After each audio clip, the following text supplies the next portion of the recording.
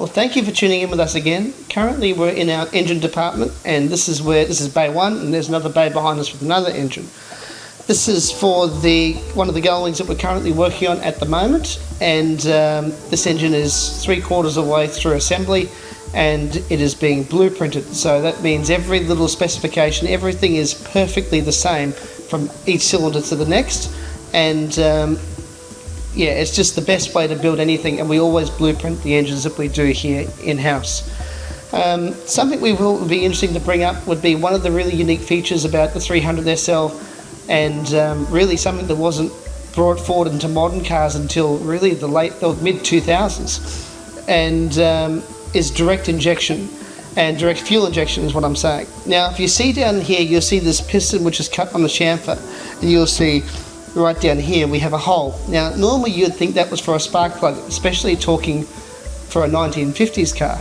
Well, that is not the case on a 300SL. This is actually for an injector, because these are direct injection, and which was a huge advance in technology, and it made a big difference in power for the 300SLs, and it also meant that when they were really set up properly, you didn't have to tune them, didn't have to touch them. They would stay that way as long as you looked after them and maintained them. They would stay in tune. But what it would be is this combustion chamber here, instead of it being port injection or being a carburetor, especially at the time, this would have the injector here. It would spray fuel under 600 psi into this combustion chamber to 4 TDC, and it would have the fuel and the mixture ready to go just before the spark plug hit it, and it had beautiful atomization and made a lot more power. And you could also stop knocking and other things which would be issues for other cars. So it was a huge advance, and it also meant you could run worse fuel also. Not that you would want to. But in today's world, we have really high fuels, we can have higher compressions, and we can make more power without really sacrificing anything else.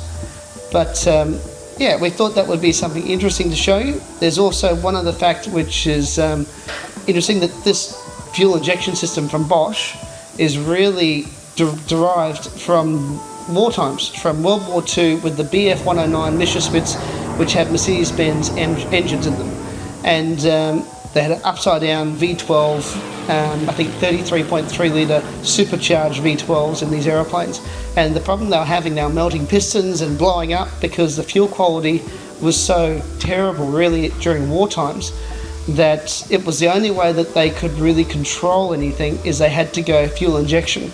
And they made the direct fuel injection system which went on the aeroplanes, which solved all their problems, and it also meant under certain characteristics of the aeroplane, the fuel injection would have no differences, which a carbureted car would run out of fuel, would lean out, backfire, stall, whatever else which the fuel injected cars, or planes, pardon me, would not do.